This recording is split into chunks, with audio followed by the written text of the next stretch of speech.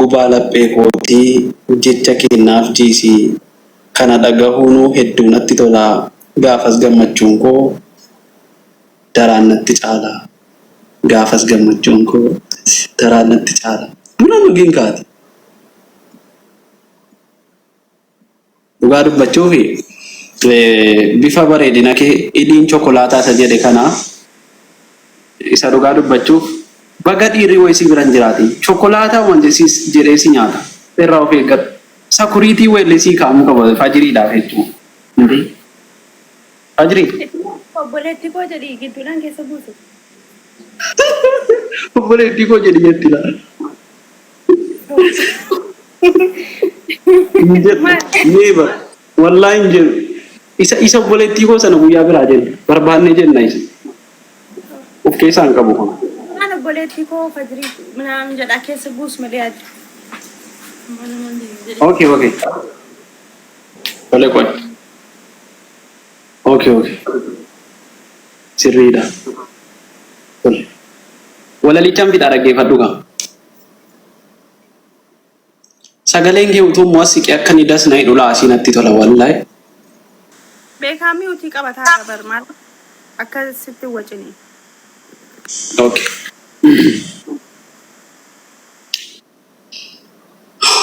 Yaa Rabbi. Dhugee dubbisu laala. Afuurri gubaan maaliif egaa?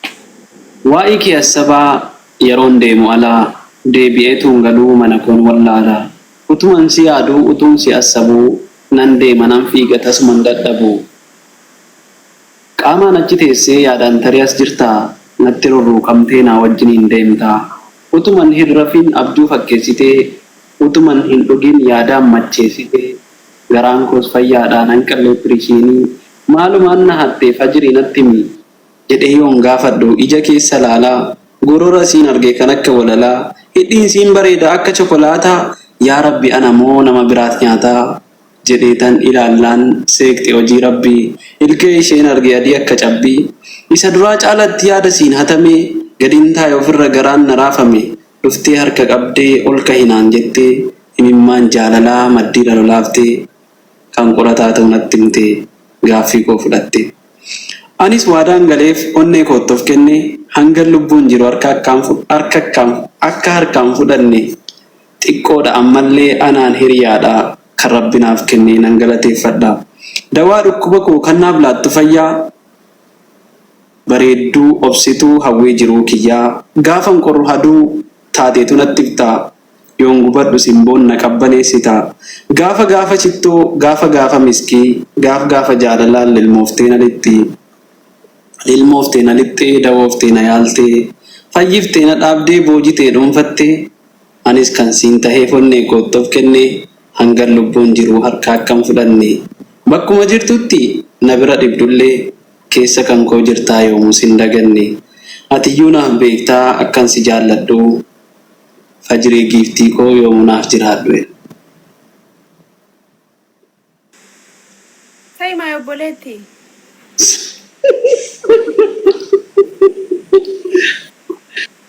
Obboleettii eegaatti bara jecha obboleettii eegaa. Thank you qorataa.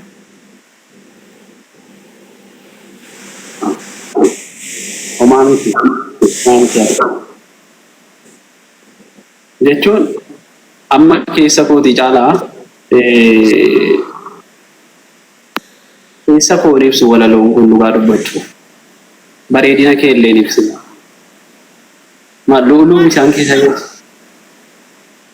Luuluu bishaan keessaa yoo siin jenne amma luuluu bishaan keessaa ishii bareeddu ni calanqiftu sana dhugaa dubbachuuf warqee gooftaa maccaati. Warqee gooftaa maccaati. Kasuma rabbi sagaleen kee fagaata. Eessatti fagaata sagaleen koo ostii qoyamu. Amma dhiyoo jira dhugaa dhiyoo jira amma. Gadiintinii jedhee silkii irra taa'aa ture silkiin. Aboosa maqaa keetii sana natti tolaan yeroo hunda akka waan sitti dubbataa yeroon kophaa taa'e dubbisaa yoo akka maraataa wayii nan dhabe siifoo. Amma miti nan dhabe miirri isa akka jiru. Yiree argatte jetta. Yeroon argadhe keessaanis dawwalee si dubbisa malee asirratti hin dubbisu. Ani barbaadu isa keessa achumatti gaafee Oromoon baruu qabdi waa hundayyuu. Oromoon dhaggeeffachuu qabdi. Okay. Dhumarra garuu obboleettii dhabe itaani sun. Akkoo sun nabbar akkoo nee fallakkuun. Isa kamtu si taasa obboleettii immoo akkasumaan bareeda keessi. Irree lama duniyaarra jiru hundi isaa obboleessa kooti. Ana abbaa Mucaa takka ajiri. Warra kaaniin dhugaa dubbachuuf gaafatu biroo jedhu akka ni dasnee namoota kaaniin biroo jedhu. Amma gaafa naafati biroo gaafati naan jettuan limmuttiin ture fuulli koo kun alaabaa warra soddaa fakkaata. Kana ban qabu areedan qabu. Dhuguma si areeda waggaa keessa baasaattaa maashaallah adiisa zeeddooti. Wallahi asiinis abbaa 17 wayii biqilteera torbee dura ilaale abbaa 17 qabaate. Ani saasi maaltu nagalchaa boleessoo minuu natti noo ani saasi sin Okay. Isa si mola kain fitu wallahi la kain fitu sakan. Ganaa dabar ganaa waggaa lama keessa kana caalaa fidda qoyisiisa.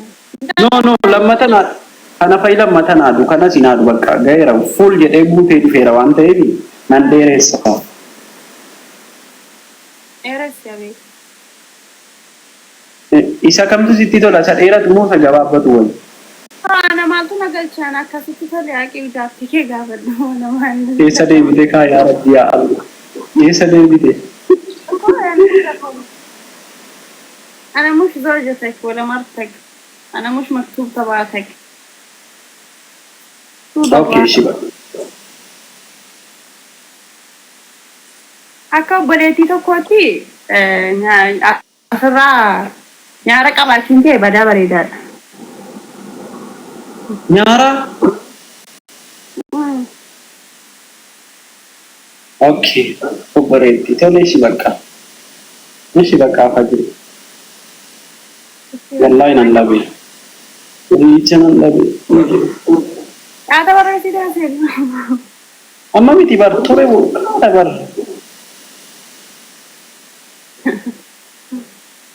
Tokko erga isaatti mudhii hidhattee. Dhiira singilii nutti hin galle. Dhiira ilmaan qabu yoo ta'e malee. Dhiira singilii hin galuun gaarii miti. Das nan jedha.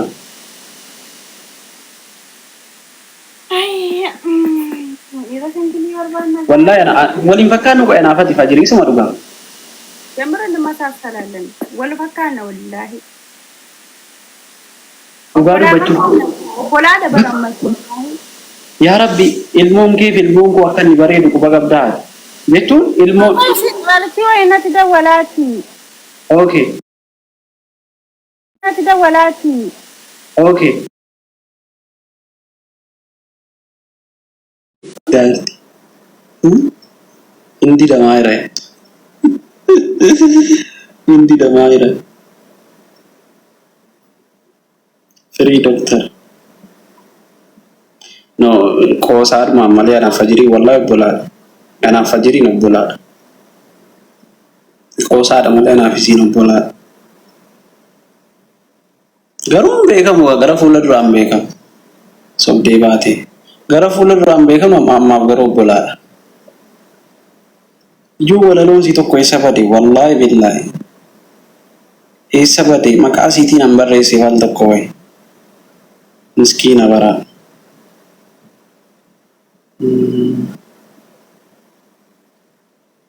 Bar waan kana warri waan kana wayi godhanii badii gurguddaan irratti balleessanii.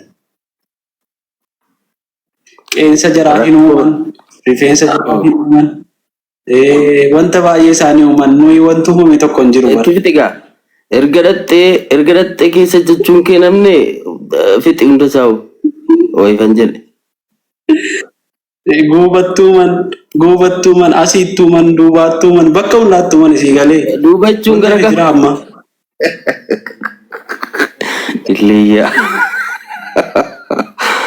Ayo aku tuan hati tancap sah. Jalkabunaan. Borong Tiga keessa berarti. Gaaroo keessa dhugaa dubbachuuf gaaroo keessa egaa shamarran Oromoo amma nu gowwoomsu ta'e hin beeku malee argaa taati miidiyaa kanarra jijjiiramni wayii ta'ee jirti bar. Jijjiirama akkamii? Jijjiiramni wayii jirti bar miidiyaan kan sirboonni afaan Oromoo egaa shamarran immoo erga jijjiirama bara 2017 asii xiqqoosii fuula guguutanii qaamas guguutanii as bo'ee galaniiru. Maqaan waamsisuu see galaniiru waan isaan beeku. Silumaa yaada keenya tuqqise fakkaata. Yaada bilisummaa jechuudha. Egaa jara sana baay'ee jara wajjin waliin agarru warra tidhaartu kanaa wajjiniini. Nuyi feesbuukii irraa gilindisaa oolla. Bakki fuulli jaraa goomni jaraa almi jaraa duubni jaraatti mul'atu as tiiktookii irra nuyi tiiktookii irra hin jiru. Isintu beeka. Gara sirbaatti gaafa dhufnu garuu sirbi afaan Oromoo duraan harki caalaansa shimala qabatanii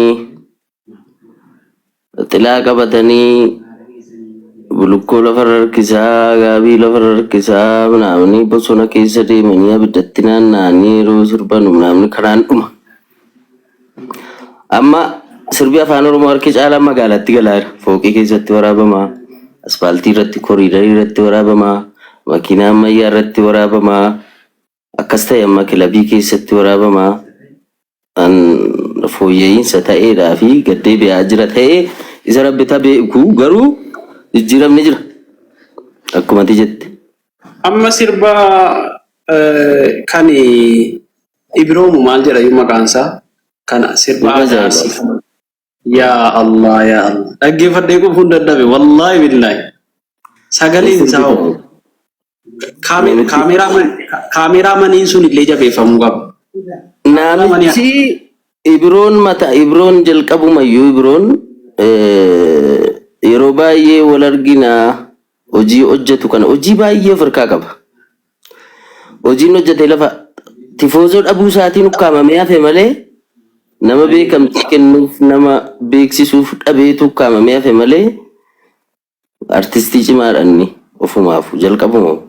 Sirboota nama qilleensarra oolchinutu isa biraa argite faayila isaatu argite raajii dhatta. Kun keessaa isa xiqqaadha kan inni baase kun. Akka dubbachuuf. Dhufeera bakka aartiin Oromoo baheera dhugaa dubbachuuf haala kanaan itti fufataanaa akkamiin ta'e seete bara akka nama maraatee wayiin ta'e beektaan.